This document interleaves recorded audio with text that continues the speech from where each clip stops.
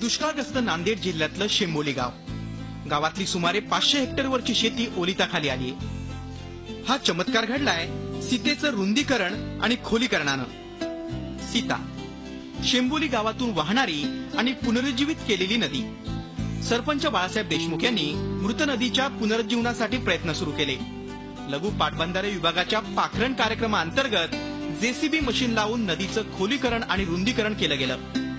सरपंचांची 3 एकर जमीनही यात गेली, पण गावासाठी सरपंचांनी या जमिनीचाही विचार केला नाही। नदी पात्रात आता 2 दशलक्ष घनमीटर एवढा पाणीसाठा उपलब्ध आहे। आज पूर्ण मराठवाडा आणि महाराष्ट्रामध्ये दुष्काळाची परिस्थिती जाणवत असताना आज तुम्ही पाहता की इथं पाण्याचं साठवण क्षमता वाढल्यामुळे जवळपास 5 किलोमीटर परिघामध्ये पाण्याची क्षमता 5 किलोमीटर परिघामध्ये वॉटर लेवल एवढं वाढलं पाण्याचं की आज आम्हाला पूर्ण पाण्याची कमतरता भासत नाही। सरपंचांच्या प्रयत्नांना लोकसहभागानं 4 चांद लावले।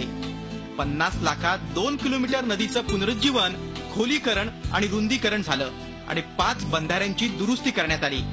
ह्या नदीला तर एकदम अरुंद नदी होती, झाडं झुडपं पण पुष्कळ होते।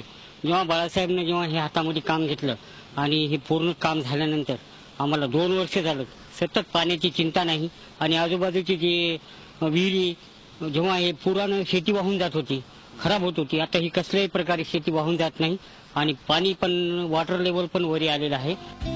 कोरड्या पडलेल्या बांबळी बंधाऱ्याला याच नदीतून पाणी सोडण्यात आलं होतं। नदीच्या पुनरुज्जीवनानं 2 वर्षात किती बदल झाला ते माधव यांनी सांगितलं। या 2 वर्षाखाली 5 मिनिटं मोटर चालत नव्हती, माझ्या नारळाला पाणी सुद्धा नव्हतं। मला फाशी घ्यायची पाळी होती साहेब। माझ्याला 5 मुले आहेत, 2 मुलं आहेत आणि पाणी नव्हतं, काहीच नव्हतं, परेशानी होती। फाशी आज अतिशय आनंद आहे। पांढरवाडी, डोंगरगाव, मुक्त्यारपूर, चिकाळा अशा 12 गावांची तहान सीता भागवते। 34 किलोमीटर पैकी नदीचा फक्त 2 किलोमीटरचा भाग पुनरुज्जीवित करण्यात आलाय आणि 12 गावांची तहान भागली। जर पूर्ण नदी पुनरुज्जीवित केली तर काय होईल ही कल्पना सुखावणारीच आहे।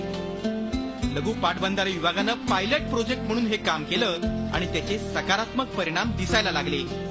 मराठवाड्यात थेंब थेंब पाण्यासाठी जनता तरसत असताना शेंबोली गावामध्ये मात्र पाण्याचा सुकाळ आहे आणि हे झालंय ते केवळ शासनाच्या मदतीतून आणि शेंबोलीकरांच्या लोकसहभागातून।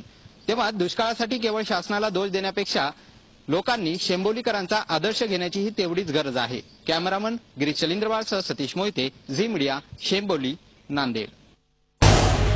झी 24 तास रहा एक पाऊल पुढे।